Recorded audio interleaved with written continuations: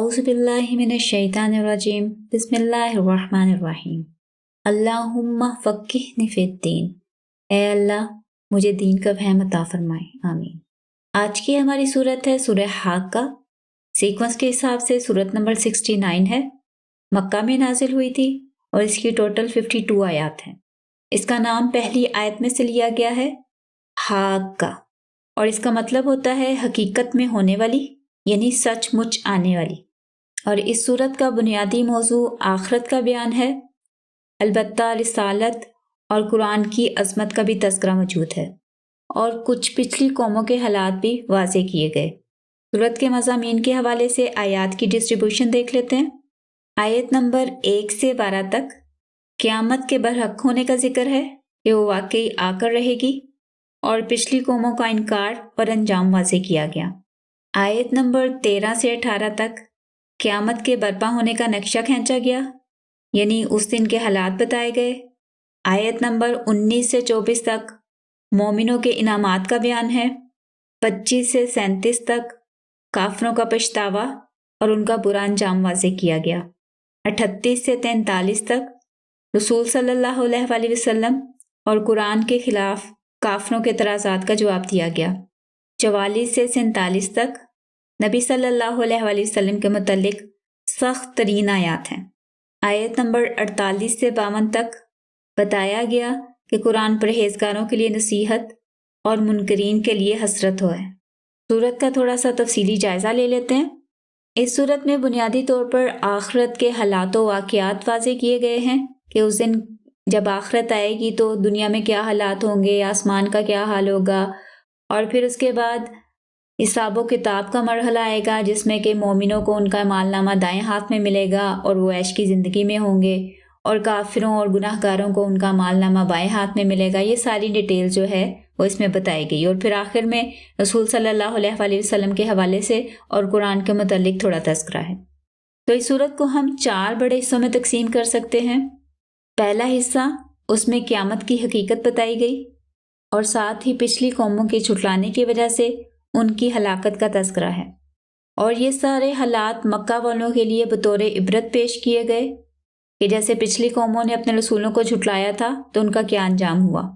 اس سلسلے میں قوم سمود، قوم عاد، فرعون اور قوم لوط کی طرف اشارہ کیا گیا ہے کہ جب انہوں نے ہمارے رسولوں کو جھٹلایا تو پھر رب نے ان پر سخت پکڑ پکڑی، اور پھر ان کے عذابوں کا ذکر کرنے کے بعد دوبارہ قیامت کے آنے کی تفصیل بیان کی گئی کہ جب وہ واقعہ ہونے والی آ جائے گی تو آسمان پھٹ پڑے گا جیسے وہ بہت ہی کمزور ہو، اور آپ کے رب کا عرش اس دن 8 فرشتے اٹھائے ہوں گے، اور اس دن اپنے رب سے کوئی چھپ نہیں سکے گا۔ پھر دوسرے حصے میں نیک لوگوں کا انجام اور ان کے انعامات واضح کیے گئے کہ جن کا اعمال نامہ ان کے دائیں ہاتھ میں ملے گا وہ دوسروں کو خوشی خوشی اپنا اعمال نامہ دکھائیں گے کہ دیکھو میری کتاب۔ جیسے یہاں پہ بھی ہوتا ہے نا کہ جب رزلٹ آتا ہے اسکول میں تو جن بچوں کا بہت اچھا رزلٹ آتا ہے یا جو فرسٹ آتے ہیں تو وہ خوشی خوشی دوسروں کو دکھاتے ہیں، یہ دیکھو میرے کتنے اچھے نمبر آئے ہیں، یہ دیکھو میرے کتنے زبردست گریڈ آئے ہیں۔ تو اسی طرح جو نیک لوگوں کا اعمال نامہ انہیں ملے گا تو وہ دوسروں کو دکھائیں گے، اور وہ کہے گا کہ مجھے پکا یقین تھا کہ میرا حساب ضرور ملے گا۔ تو وہ بندہ عیش کی زندگی گزارے گا اور اعلیٰ درجے کی جنت میں ہوگا جس کے پھل جھکے ہوں گے، یعنی ایزیلی اویلیبل ہوں گے، آپ آسانی کے ساتھ ان کو توڑ کے کھا سکتے ہیں، اور انہیں کہا جائے گا کہ مزے سے کھاؤ پیو ان اعمال کی وجہ سے جو تم کرتے رہے۔ تیسرے حصے میں گناہ گاروں کے حالات اور عذاب کی تفصیل ہے کہ جب کسی کافر کو یا گناہ گار کو اس کا اعمال نامہ بائیں طرف سے ملے گا تو وہ کہے گا کہ کاش مجھے میرا اعمال نامہ ملتا ہی نہ، اور نہ مجھے میرے حساب کے بارے میں بتایا جاتا، کاش موت میرا کام تمام کر دیتی، میرا مال میرے کچھ بھی کام نہ آیا، میری بادشاہی، اقتدار، کنٹرول سب کچھ فنا ہو گیا۔ تو کہا جائے گا کہ پکڑ لو اسے، یعنی اریسٹ ہم، اور جہنم میں ڈال دو، اور 70 گز لمبی زنجیروں میں جکڑ دو۔ بے شک یہ عظیم اللہ پر ایمان نہیں لاتا تھا اور نہ ہی مسکینوں کو کھانا کھلاتا تھا، تو آج اس کا کوئی حمایتی نہیں ہوگا اور پھیپ کے سوا اس کا کوئی کھانا نہیں ہوگا، جسے صرف گناہ گار لوگ کھائیں گے۔ اللہ ताला हमें महफूज रखे। चौथे हिस्से में एक बड़ी ज़बरदस्त कसम खाई गई और मोहम्मद सल्लल्लाहु अलैहि वसल्लम की रसालत की हक़ानियत और कुरान की अज़मत वाज़े की गई कि यकीनन ये बहुत इज़्ज़त वाले रसूल का कौल है, किसी शायर या काहिन की बातें नहीं, लेकिन तुम लोग बहुत ही कम गौर करते हो। ये तो तमाम जहानों के रब की तरफ से नाजिल किया गया है। और फिर इंतहाई सख्त अल्फाज में काफरों के शुबहात दूर करने के लिए बहुत ही अजीब बात की गई कि शायद इस तरह बात उन्हें समझ आ जाए या उनकी तसल्ली हो जाए, क्योंकि ऐसी बात करने की जुर्रत सिर्फ अल्लाह जो सारे जहानों का रब है उसी की हो सकती है।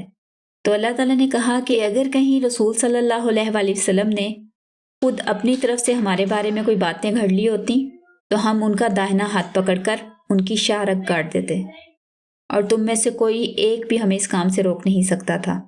बिलाशुबा ये कलाम डेफिनेटली परहेजगारों के लिए एक नसीहत है और हम बहुत खूब जानते हैं कि फिर भी तुम में से कुछ लोग ज़रूर जुटलाने पर अड़े रहेंगे और फिर यकीनन बाद में काफरों को अपनी इस हमाकत पर बहुत पछतावा होगा।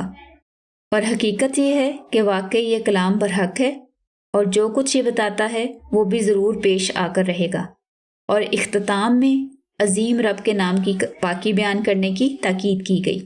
इस सूरत में सिर्फ एक ही हुक्म है जो इसकी आखिरी आयत में आता है, फसब्बिह बिस्मि रब्बिकल अज़ीम, कि अपने अजीम अजमत वाले रब के नाम की पाकी बयान करो, यानी उसकी तस्बीह बयान करो। तो इसके साथ ही हमारी सूरह हाक्का कंप्लीट होती है।